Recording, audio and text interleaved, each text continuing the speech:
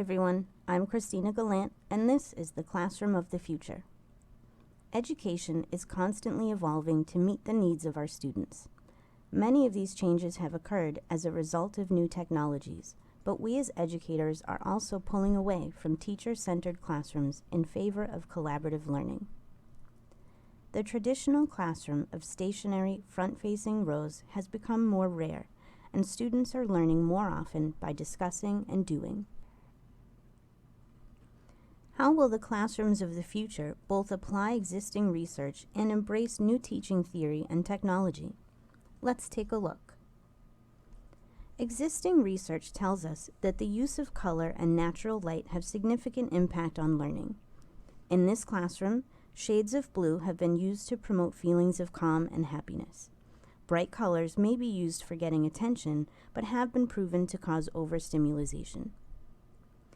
In this classroom, there are plenty of windows for natural light, but there are also curtains for optional room darkening, which may be required at times during the use of media.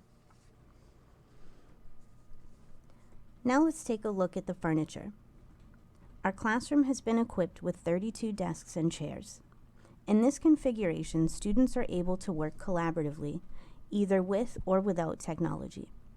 Screens have been installed around the room so that students can share their individual work to small groups. At the end of the room, a larger screen facilitates presentations by any group or individual. Not all lessons call for students to be stationary at their desks. A key aspect of this classroom is its flexibility.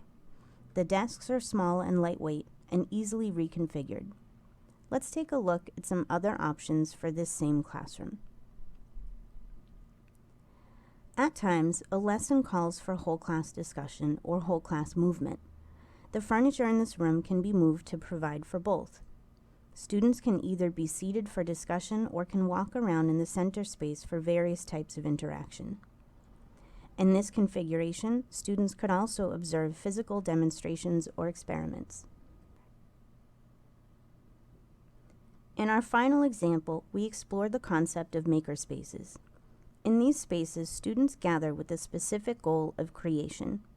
In this space, we see tables arranged for collaboration and chairs moved out of the way to allow for movement. On the shelf, students may find a variety of tools to meet their creative goals.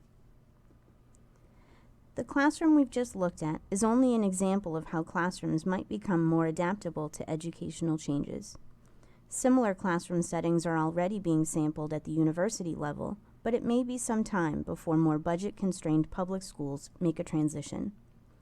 As you can see, the furniture and limited technology in this sample classroom begins at approximately $10,000.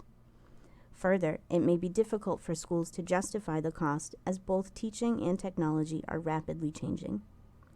The true value of this investment is, of course, the learning outcomes for students. Thank you for watching. I hope to meet you someday in the classroom of the future.